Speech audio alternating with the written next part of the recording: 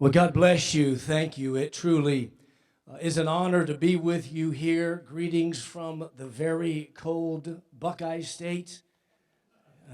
OH. All right, IO.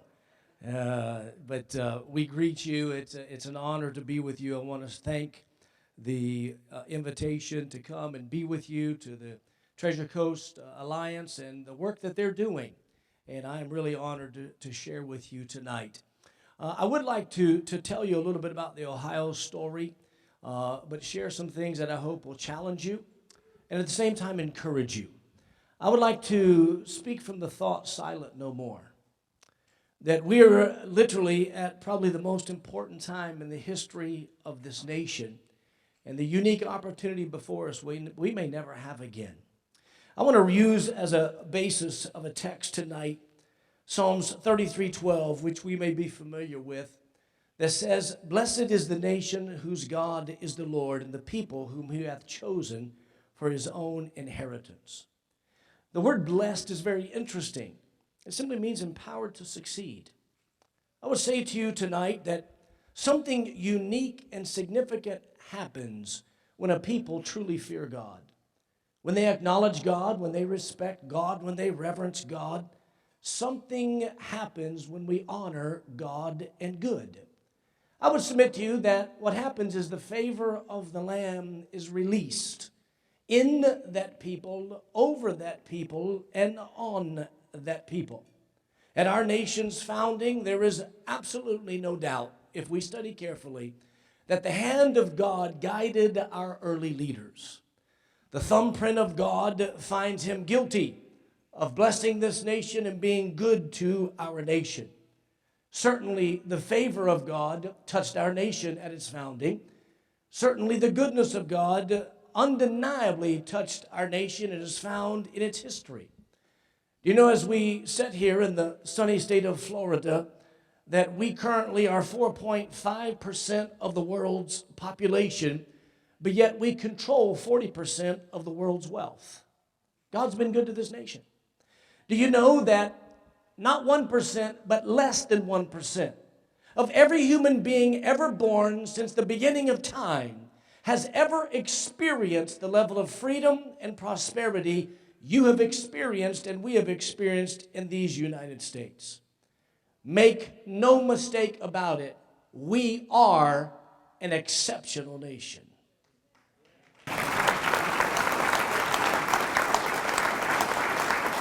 We are an exceptionally blessed nation, that we would be an exceptional blessing to the world. Do you know that it was America that gave the light bulb to the world, the telephone to the world, air conditioning, thank God, I'm sure you're thankful for it, to the world? Do you know that it was America that gave the weather satellite system to the world, email to the world, GPS to the world, the internet to the world, the television to the world, the airplane to the world, the automobile to the world, and you're going to like this one in Florida, the golf tee was given to the world by Americans. The can opener was given to the world by Americans. And ladies, where would you be without hairspray, which was given to the world by Americans? And the list goes on and on and on.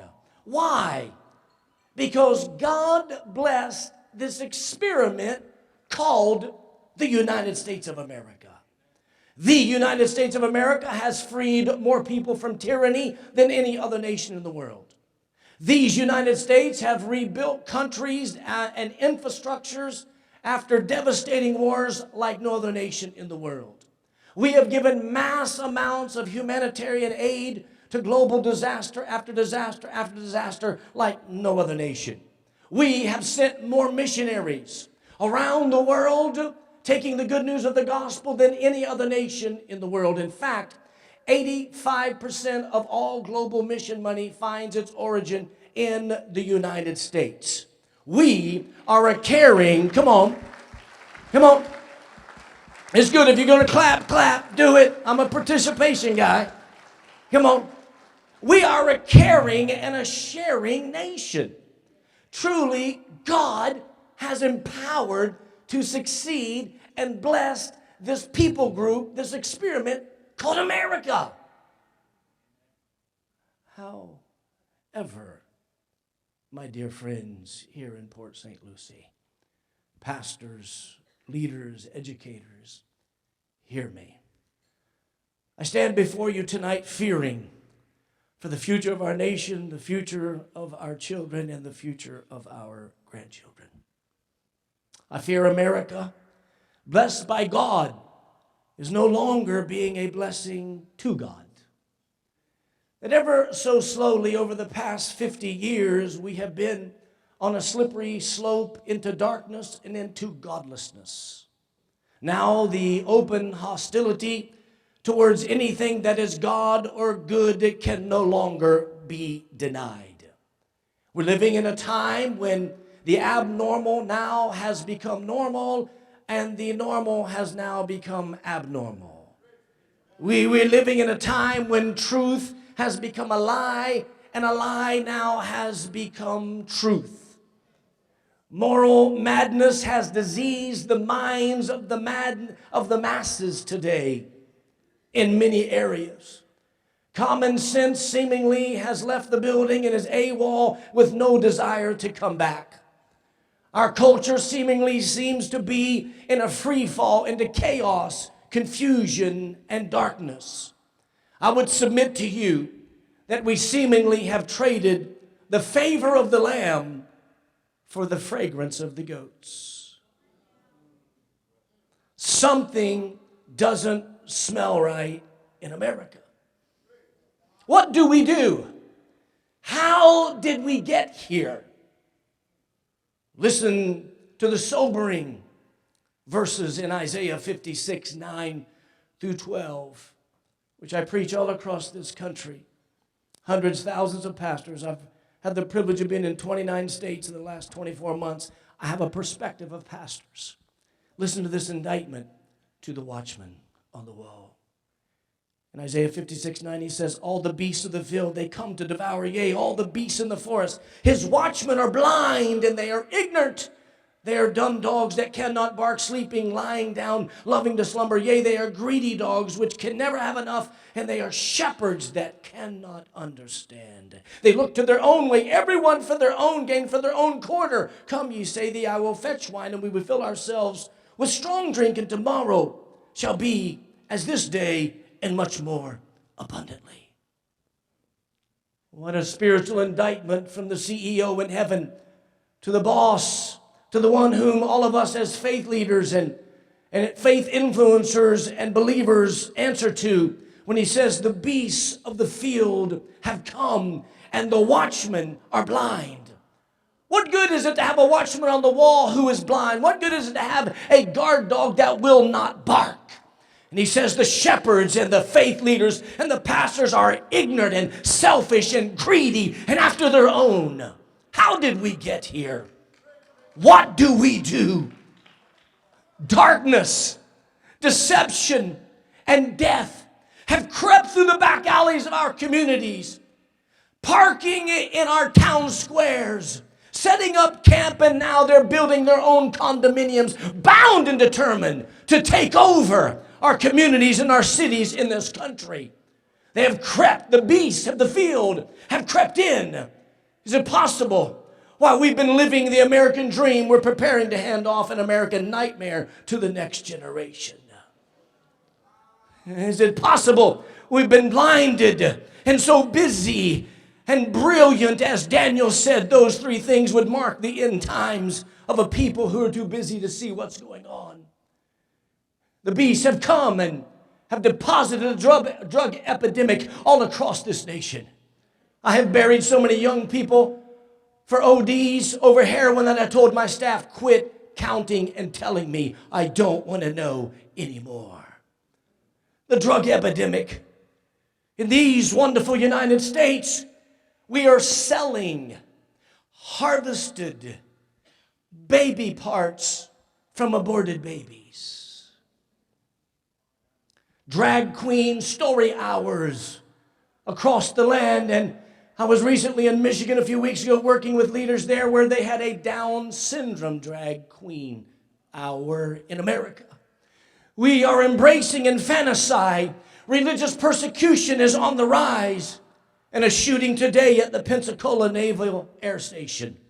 We have crime issues, justice issues, poverty issues. We got issues. We got issues. All of us got issues. All of God's children, black, white, and brown. We got issues. Let's talk about the elephant in the room. How did we get here? The watchman fell off the wall. The shepherds got greedy and decided to build their own kingdom, to do their own thing. I sat in Ohio watching, knowing how important Ohio is when it comes to election things. In our little church about an hour north of Columbus many years ago, and I was praying and I said, God, I don't like what I see, where we're going. God, what can we do? And the Holy Spirit said, read the book of Numbers again. I read the book of Numbers again, and two things bit me.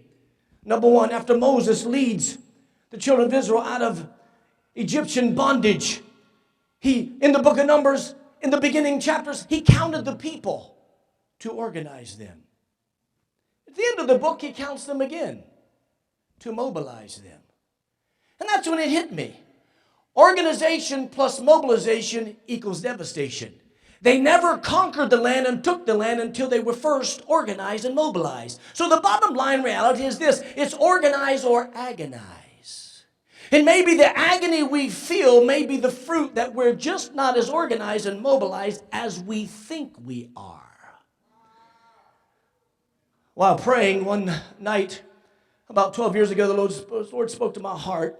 Awake 88. There's 88 counties in the great state of Ohio, 11.5 million people, 17,000 churches. I got up from that altar and I said, God, I need to know. I went home, I told my wife I can't sleep until I find out. Has God ever dealt with you like that? That nobody may even know who I am and it doesn't matter, but I need to know. I cannot sleep unless I find out of 17,000 pastors, is there at least one Bonhoeffer in each of the 88 counties? I gotta know. No, I gotta know. I lay in bed dreaming and can't sleep, and this was years ago. So I started calling guys. Let's talk. My wife is Hispanic. We've been married 36 years. My children are all brown and caramel. They're biracial. I started reaching out to black guys I knew, brown guys I knew, white guys. It didn't make any difference to me. I just want to know, are you a kingdom guy? I need to know, do you care about your community beyond saying something and making people think you said something? As a wordsmith, and we know you didn't say anything at all. I'm concerned. Do you care? Do you educate, inform, motivate, register to vote, get people to turn out, and just vote their values? We got a bus. We put Awake 88 on it. We drove 14,000 miles, visited 2,500 churches in 12 months in every county in the state. And we began to find guys across the state who are those Bonhoeffers. And I said, we're going to stand and we're going to work together on anything that threatens faith, family, and freedom. That's it. Keep your doctrinal distinctives, your styles, your preferences. But if we cannot sit at the table and talk about anything that threatens faith, family, and freedom, we're done. And next thing you know, we started meeting. And we just started having little gatherings. And then all of a sudden, what it turned into, little did we know, years later, as we began to build the network that we started 6 years ago, what I call Ohio 714. And I said, you know what? It's time to burn some of this relational capital. I asked Church of God in Christ, Assemblies of God, Nazarene, Tangerine, Catholic. It didn't make no difference to me. I didn't care. It didn't make any difference. I said, we're going to go down to the Capitol, and Ohio 714 plays off 2 Chronicles 714, and we're going to have a prayer event. No preaching, no singing, no logos, no egos, no banners, no business cards, no tables, nothing. We're just going to pray, and we're not marketing, we're not networking, and for 90 minutes, we fill the rotunda, and a Baptist praise, and a Catholic praise, and a Nazarene praise, Church of God, Assembly of God, black, white, brown. We called it Ohio 714, and the media went nuts, and the legislators went nuts. And we continued with that. And then all of a sudden comes this very interesting election of 2016. And what we have taught, vote your values. Whatever they are, vote your values. But you got to register, you got to be educated, you got to be informed, and you got to vote your values. So along comes the election of 2016. Little did we know that after years of building a network, the impact that it would play when our own governor was running for president. And we felt like we had to beat the party, the money, the media, the left, and all the values. And 81 of 88 counties went red on the night of the election. And after the election, I remember thinking, well, the president has an evangelical pastors council. I'm going to call our governor and ask him, would he consider the one who was running for governor, Mike DeWine, now our governor? I said, would you have an Ohio Evangelical Pastors Only Council after the president's lead? He said, yes. To this day, we have just established a 16-member black, white, and brown Evangelical Pastors Council that meets with the governor once a quarter. I meet with him privately. And I called David Barton of Wall Builders. I said, David, have you ever heard in the history of the United States an Evangelical Pastors Council serving as sitting governor? He said, no, I never have. You've just made history. Governors talk with pastors, but not sit and work with them. And this past Monday of this week, we had a big gala at the mansion with 200 pastors with our governor who signed the heartbeat bill 90 days after he won office. Come on, when we come together, we can move from influence to power. We have pastors now in Ohio serving as state representatives, running for state representatives, pastors on city councils, pastors as presidents of school boards, members running and taking the gates of the city. Something happens when we get involved, and certainly we've referred to and mentioned the heartbeat bill. If you saw the promotion piece of the national news on that, I was the one standing behind him, and I got the ink pen that he signed with, because this governor, just like the leadership in Washington, D.C., know that it's people who care about the values of this nation. That's why many of them are where they are today. In March of this year, I was in Bonita Springs with Michelle Bachmann doing an event. I have good news and bad news for you. It was on that day that the super PAC, a large Democratic super PAC that had spent $130-some million, just looked at what was going on in Ohio. Organizing yourself, presence matters. It's just presence. They said, we're leaving Ohio. We don't think we can do anything in Ohio in 2020. We're going to go to Florida, and we're going to go to Pennsylvania and other places. Why is that good news? Because when the body of Christ comes together in unity, when we really make a decision to come together in unity, what we've tried to do in Ohio is build a sense of community statewide, community, common unity, rallying around anything that threatens faith, family, and freedom. So here's what I've told our pastors. Maintain your doctrinal distinctives. That's fine. But understand, unity is not found in conformity. It's found in diversity, or there would have been one tribe and not 12 tribes. So we can have our differences. There's more that unites us than divides us. I found that we can walk arm in arm and not see eye to eye, because unity is not agreeing on detail, it's agreeing on direction. And friends, when your life, when your ministry and what you're doing in your service in schools and in politics and in business, when your life is over, and it will be, and people are standing over your grave, everyone that knows you will think of you in one of three ways. They may never voice it, but they're going to think it. They'll think of you for the problems you created. They will think of you for the problems you allowed. Or they will think of you for the problems you solved. For such a time, God has you where He has you. And let me encourage you to stand courageously.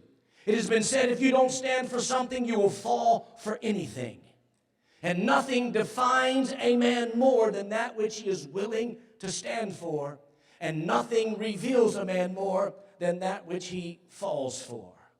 Let me encourage you to speak and to come together in this critical hour of our nation's history. Why? If we do not, silence is an endorsement, and avoidance is an acceptance. We've never been here before, and we must stand and we must speak and use what we have. Do you know why? Your community needs you. Your state needs you. Your nation needs you. We must stand and say, I will be silent no more. Opposition is something that we all face. Let me help you with something that I've learned. Opposition doesn't kill you, it reveals you. And when hard things come, it's so God can get the goodness that's out of you so you can serve to your fullest potential. I want to share with you a few heroes I know who refused to be silent and became incredible difference makers. Three of them, Shadrach, Meshach, and Abednego, stood in a fire and refused to bow. And to the degree they stood in the fire, a picture of us standing in the fire of our nation, burning in godlessness and darkness and deception, the heathen king got a revelation that he never would have had before. I submit to you, when you stand in unity against the fires of what we're facing, those who we're praying for might get a revelation of God that they otherwise would not get if we hide inside of our buildings and inside of our cathedrals and never get involved to be torchbearers of truth and to be the light in a dark place.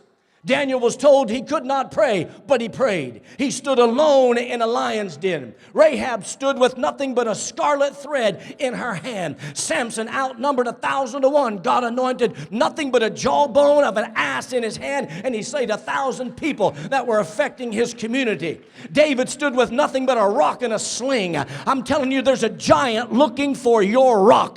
David took his sandwiches to check on the militant army of Israel and found them dressed in their gear, hiding in a cave, just like we dress in our suits, hiding in a building. And David said, who is this terrorist giant that's breathing out threatenings against this nation? And a little boy with just a rock and a sling squared up and hit him right in the head and delivered an entire nation. I'm telling you, stand and speak and use what you have. Moses, blessed that old man, had nothing but a stick and a stutter, but God anointed him and he delivered an entire nation. Esther stood and was willing to die, and had she not stood, every Jew would have died while she was having a prayer meeting. And Jonah, with seaweed wrapped around his head, spoke 8 words, and a revival hit an entire capital of a nation, and they turned to Christ. God is just looking for us to stand and be silent no more. I'm supposed to speak and not preach. I'm sorry. The preach gets on me every now and then, and I can't help myself.